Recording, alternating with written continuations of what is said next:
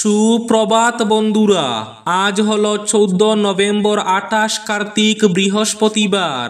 আজকের সকালের বিশেষ বিশেষ খবরগুলি হলো: করিমগঞ্জ জেলার নিলামবাজার বাটইয়া গ্রামে সৎ মায়ের অমানবিক নির্যাতন, গরম জল ঢেলে দিলেন কিশোরীর উপর, গ্রেফতার সৎ মা। বিস্তারিত থাকবে প্রতিবেদনে। 24 ঘন্টার পরও 4 কুকি যুবকের ময়নাতদন্ত না হওয়ায় শিলচর মেডিকেলে উত্তেজনা। সামাজিক মাধ্যমে প্রকাশ হওয়া 2025 সালের এইচএস অর্থাৎ উচ্চ মাধ্যমিকের রুটিন সম্পূর্ণ ভুয়ো। উচ্চ মাধ্যমিকের কোনো সময়সূচি এখনো প্রকাশ করা হয়নি। মণিপুরে জাতীয় সড়কে জ্বলল পণ্যবাহী ট্রাক, বন্ধে স্তব্ধ জনজীবন। দোলাইয়ে শান্তিপূর্ণভাবে ইভিএম বন্দি 8 প্রার্থীর ভাগ্য, জয়ের দাবি বিজেপি কংগ্রেসের। ভোটের দিনও প্রচার, বিহালিতে আটক কংগ্রেস নেতা, থানায় ধর্ণা গৌরব কর্মীদের। মাধ্যমিকে ৯,৭১৭ পদ পূরণ, সময় বাড়ল অনলাইন আবেদনের। উপনির্বাচনে নির্বিঘ্নের ভোটে অশান্তি সেই সামাগুড়ি বিহালিতে, বাড়িতে তাণ্ডব দুর্বৃত্তের, মুখ্যমন্ত্রীকে ভিডিও পাঠিয়ে নালিশ রকিবুল হোসেনের। রেশনের 5 কেজির 5 কেজি চালই দিতে হবে গ্রাহককে। যদি কোনো রেশন ডিলার 100 গ্রামও চাল কম দেন তাহলে কোনো গ্রাহকই তার কাছ থেকে চাল আনবেন না। এতে উপর মহল থেকে রেশন ডিলারের উপর চাপ আসবে। সড়ক দুর্ঘটনায় বরখলায় মৃত্যু প্রাক্তন সেনাকর্মীর, শোক সর্বত্র। রাঙ্গিরখাড়ি মেডিকেল রোডে যানজটে নাজেহাল নিত্যযাত্রীরা।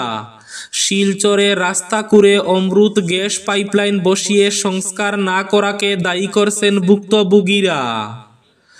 আজ থেকে শুরু হচ্ছে ঐতিহ্যবাহী বরমবাবা মেলা, মোতায়েন পুলিশ সিআরপিএফ।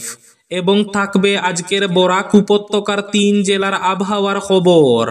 তাহলে বিস্তারিত খবরে যাওয়ার আগে অবশ্যই ভিডিওটিতে একটি লাইক করে চ্যানেলটি সাবস্ক্রাইব করে পাশের বেল আইকনটি বাজিয়ে রাখবেন এবং ফেসবুক পেজটি ফলো করে ভিডিওটি অবশ্যই শেয়ার করবেন যাতে সঠিক তথ্যগুলো সবার কাছে পৌঁছাতে পারে।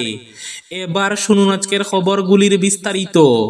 প্রথম খবর, সৎ মায়ের অমানবিক নির্যাতন, গরম জল ঢেলে দিলেন কিশোরীর উপর। করিমগঞ্জের নিলামবাজারের বাটইয়া গ্রামে সৎ মায়ের হাতে চরম নির্যাতনের শিকার কিশোরী। অবশেষে সৎ মায়ের ঠাঁই হলো জেল হাজতে। মাতৃহারা 3 ভাই বোন সৎ মায়ের হাতে দিনের পর দিন নির্যাতনের শিকার হয়ে আসছেন। এর মধ্যে 2 বোনের বিয়ে হয়ে গেলে ছোট বোন অর্থাৎ 9ম শ্রেণীর ছাত্রী, তার উপর নির্যাতন বেড়ে যায়। সর্বক্ষণ সৎ মা মারধর করা থেকে মানসিক নির্যাতন করে আসছেন। নির্দয়ভাবে গত 4 নভেম্বর সোমবার পেছন দিক থেকে এসে ওই কিশোরীর উপর গরম জল ঢেলে দেন। এতে শরীরে বেশ কিছু অংশ পুড়ে যায়। মর্মান্তিক ঘটনাটি মোল্লাগঞ্জ বাটইয়া গ্রামের। সৎ মায়ের অমানবিক ও জঘন্য ঘটনার পর কিশোরীর ভাই নিলামবাজার থানায় একটি এফআইআর দাখিল করেন। অভিযোগের পর নিলামবাজার পুলিশ সৎ মাকে গ্রেফতার করে। এরপর আদালতে তুললে আদালত জেল হাজতে পাঠিয়ে দেয়। মামলা তুলে নিতে সৎ মায়ের ভাইয়েরা বারবার ফোনে হুমকি দিচ্ছেন বলে অভিযোগ করেন পরিবারের সদস্যরা। এতে এক আতঙ্কের মধ্যে দিন কাটাচ্ছেন তারা। এ নিয়ে জেলা প্রশাসন ও মুখ্যমন্ত্রীর দৃষ্টি আকর্ষণ করে নিরাপত্তার দাবি জানান। জানা যায় তাদের মা মারা যাওয়ার পর বাবা দ্বিতীয় বিয়ে করেন। এরপর থেকে তাদের কপালে আর সুখ ফিরেনি।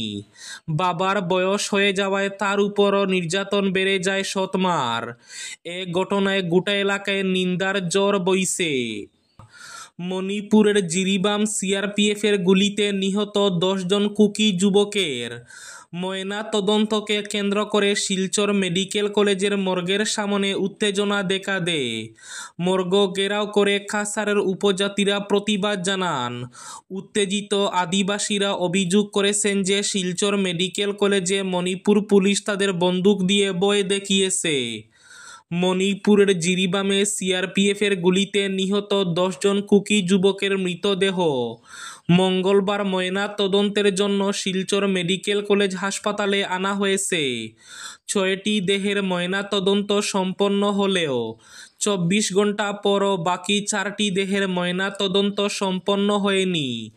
তাই কাছাড়ের বিভিন্ন এলাকার আদিবাসীরা মেডিকেল কলেজের মর্গের সামনে বিক্ষোভ দেখিয়ে উত্তপ্ত পরিস্থিতির সৃষ্টি করেন। বিক্ষোভকারীরা মণিপুর পুলিশের বিরুদ্ধে স্লোগান দেন। 24 ঘন্টার পরও 4 জন কুকি যুবকের ময়না তদন্ত কেন করা হয়নি প্রতিবাদ জানান। বাকি 4 জনের লাশ দ্রুত ময়না তদন্তের জন্য পাঠানোর দাবি জানান তারা। বিপুল সংখ্যক পুলিশ শিলচর মেডিকেল কলেজ ও হাসপাতালে পৌঁছেছে। বর্তমানে পরিস্থিতি নিয়ন্ত্রণে থাকলেও শিলচর মেডিকেল কলেজে এখনও উত্তেজনা বিরাজ করছে। রাজ্যে উপনির্বাচনে নির্বিঘ্নের বুটে অশান্তি সেই সামাগুড়ি বিহালিতে। বাড়িতে তাণ্ডব দুর্বৃত্তের, মুখ্যমন্ত্রীকে ভিডিও পাঠিয়ে নালিশ রকিবুল হুসেনের। বিক্ষিপ্ত হিংসার মধ্যে সম্পন্ন হল সামাগুড়ির উপনির্বাচন। বুধবার বিকেল 5টা পর্যন্ত ভোটদানের হার ছিল 78%-এরও বেশি। প্রতিটি বুথে ভোটারদের দীর্ঘ লাইন দেখা গেছে। একটি বুথে পরিচয়হীন এজেন্টকে ঘিরে উত্তেজনার সৃষ্টি হয়। বিজেপি প্রার্থী দীপ্লু রঞ্জন শর্মার উপস্থিতিতে এই উত্তেজনা ছড়ায়। এদিকে ভোট গ্রহণের আগে মঙ্গলবার গভীর রাতে সাংসদ রকিবুল হুসেনের নোয়াগাঁওয়ের বাড়িতে একদল দুর্বৃত্ত তাণ্ডব চালিয়েছে বলে অভিযোগ পাওয়া গেছে। ফলে বুধবার ভোটাধিকার প্রয়োগ করে রকিবুল সহ পরিবারের সদস্যরা নোয়াগাঁও সদর থানায় এজাহার দায়ের করেছেন। এ প্রসঙ্গে রকিবুল সাংবাদিকদের বলেন, মঙ্গলবার রাত প্রায় 1টা নাগাদ দুর্বৃত্ত দল হাতে অস্ত্র নিয়ে তার বাড়িতে তাণ্ডব চালায়, অশ্রাব্য ভাষায় গালিগালাজ করে। রাতেই তিনি দুর্বৃত্তের তাণ্ডবের ফুটেজ মুখ্যমন্ত্রীর কাছেও পাঠিয়েছেন। তিনি বলেন, নির্বাচনে আগে এ ধরনের পরিবেশ তিনি কখনো দেখেননি। এদিকে ভোটের দিনও প্রচার। কাল বিহালিতে আটক কংগ্রেস নেতা, থানায় ধর্ণা গৌরব কর্মীদের। ভোট পর্ব চলাকালীন অশান্তি হল বিহালিতে। এক কংগ্রেস নেতাকে আটক করার প্রেক্ষিতে তিনজিনিয়া থানায় ঘেরাও করেন কংগ্রেস কর্মীরা। সাংসদ গৌরব গগৈ নিজেও থানায় গিয়ে ধর্ণা দেন। বিনা শর্তে উৎপল গগৈ নামের সেই কংগ্রেস নেতার মুক্তি চেয়ে সন্ধ্যা অবধি হুলস্থুল করতে থাকেন দলের কর্মীরা। ফলে তিনজিনিয়া থানায় সৃষ্টি হয় উত্তেজনাকর পরিস্থিতির। পুলিশ আধা সামরিক বাহিনী মোতায়েন করা হয় থানা চত্বরে।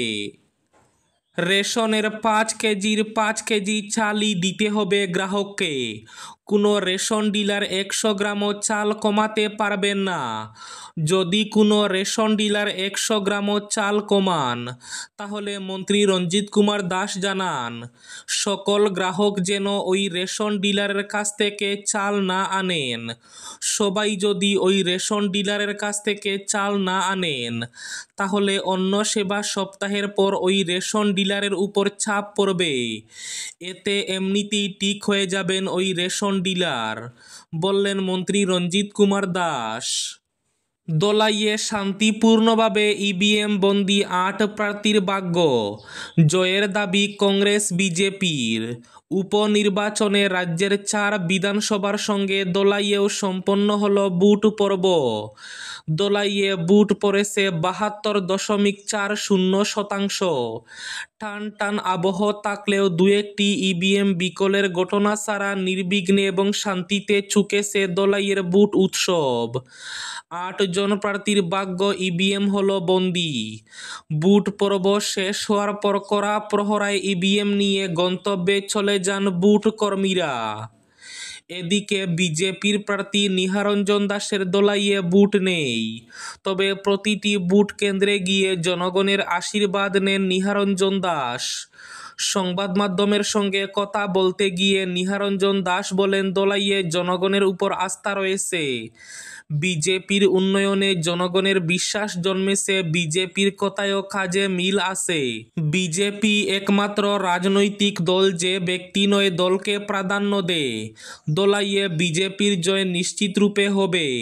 23শে নভেম্বর সকলের আশীর্বাদে নির্বাচিত হয়ে দোলাইয়ের উন্নয়নে সচেষ্ট থাকবেন বলে জানান নিহারঞ্জন দাস।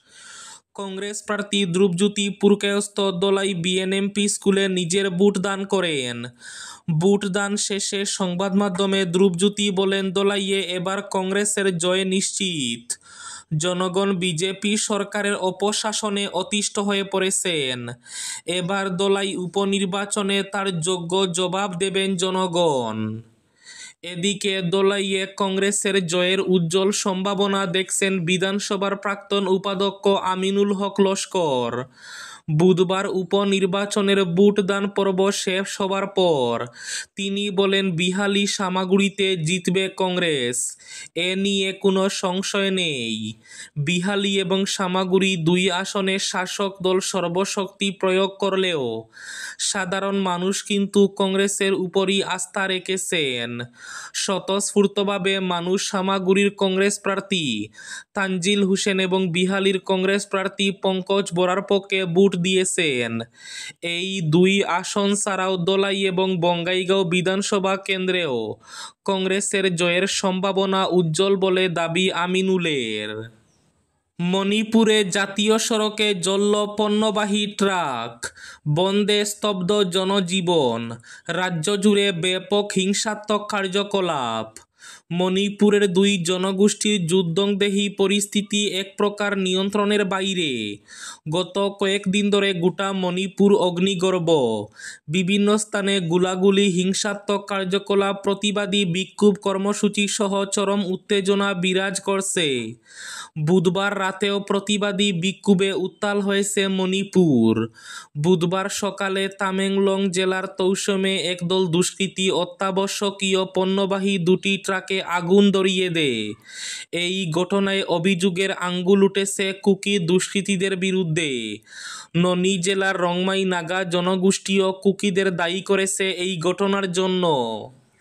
মাধ্যমিকে ৯,৭১৭ পদ পূরণ, সময় বাড়ল আবেদনের। স্কুল পর্যায়ে শূন্য থাকা ১৫,২৬৫টি পদ পূরণের প্রক্রিয়া শুরু করল শিক্ষা বিভাগ। ২০২৩ সালের ডিসেম্বরে প্রকাশিত বিজ্ঞাপন অনুযায়ী প্রাথমিক শিক্ষকের ৫,৫৫০টি শূন্য পদ পূরণের জন্য প্রার্থী বাছাই প্রক্রিয়া সম্পন্ন হয়েছে ইতিমধ্যে। এবার মাধ্যমিক পর্যায়ে ৯,৭১৭টি পদ পূরণের প্রক্রিয়া শুরু করা হলো। মাধ্যমিক শিক্ষার ডিরেক্টরেট থেকে মাধ্যমিক স্তরের সরকারি এবং প্রাদেশিকৃত স্কুলে স্নাতকোত্তর ও স্নাতক শিক্ষকের পদে আবেদনের সময় বৃদ্ধি করা হয়েছে। আগামী ২০ নভেম্বর অবধি প্রার্থীরা অনলাইনে আবেদন করতে পারবেন। বরখলা বিধানসভা কেন্দ্রের অধীন চাঁদপুর প্রথম খণ্ডের বাসিন্দা প্রাক্তন সেনাকর্মী শামসুল হক বরভূঁইয়া বুধবার সকাল ৯টায় শিলচরের একটি বেসরকারি হাসপাতালে শেষ নিঃশ্বাস ত্যাগ করেন। মৃত্যুকালে তার বয়স হয়েছিল ৭০। উল্লেখ্য, গত ২৫ অক্টোবর শিলচর কালাইন সড়কের বাঙ্গারপাড় পুলিশ ফাঁড়ি সংলগ্ন এলাকায় ঠেলাগাড়ির সঙ্গে মোটরসাইকেল দুর্ঘটনায় গুরুতর আহত হলেন প্রাক্তন ওই সেনাকর্মী। সঙ্গে সঙ্গে তাকে উদ্ধার করে শিলচর মেডিকেল কলেজ হাসপাতালে ভর্তি করা হয়। পরবর্তীতে তাকে উন্নত চিকিৎসার জন্য শিলচরের একটি বেসরকারি হাসপাতালে স্থানান্তর করা হয়। দীর্ঘ ২০ দিন মৃত্যুর সঙ্গে লড়ে গতকাল সকালে প্রাণ হারান তিনি। আজকের বরাক উপত্যকার ৩ জেলার আবহাওয়ার খবর। আজও বরাক উপত্যকার ৩ জেলার আকাশ ফর্সা থাকার পূর্বাভাস। শিলচর কাছাড়ে আজ সর্বোচ্চ তাপমাত্রা থাকবে ৩১ ডিগ্রি সেলসিয়াস এবং সর্বনিম্ন তাপমাত্রা থাকবে ১৮ ডিগ্রি সেলসিয়াস। করিমগঞ্জ জেলায় আজ সর্বোচ্চ তাপমাত্রা থাকবে 31 ডিগ্রি সেলসিয়াস এবং সর্বনিম্ন তাপমাত্রা থাকবে 17 ডিগ্রি সেলসিয়াস। হাইলাকান্দি জেলায় আজ সর্বোচ্চ তাপমাত্রা থাকবে 31 ডিগ্রি সেলসিয়াস এবং সর্বনিম্ন তাপমাত্রা থাকবে 18 ডিগ্রি সেলসিয়াস। এবার শেষ খবরটি। আজ থেকে শুরু বরমবাবা মেলা, মোতায়েন পুলিশ সিআরপিএফ। আজ অর্থাৎ বৃহস্পতিবার থেকে শুরু হচ্ছে 3 দিনের ঐতিহ্যবাহী বরমবাবার মেলা। আজ সকাল 11টায় শিলচর রামকৃষ্ণ মিশনের স্বামী বৈকুণ্ঠানন্দজি মহারাজ ফিতা কেটে 3 দিনের মেলার সূচনা করবেন। উপস্থিত থাকবেন শিলচরের সাংসদ পরিমল শুক্লবৈদ্য, করিমগঞ্জের সাংসদ কৃপানাথ মালা সহ অন্যান্যরা। বরমবাবার মেলায় মোতায়েন রয়েছে পুলিশ সিআরপিএফ। এই ছিল আজকের সকালের বিশেষ খবরগুলি। ভিডিওটি অবশ্যই লাইক করে শেয়ার করে দেবেন।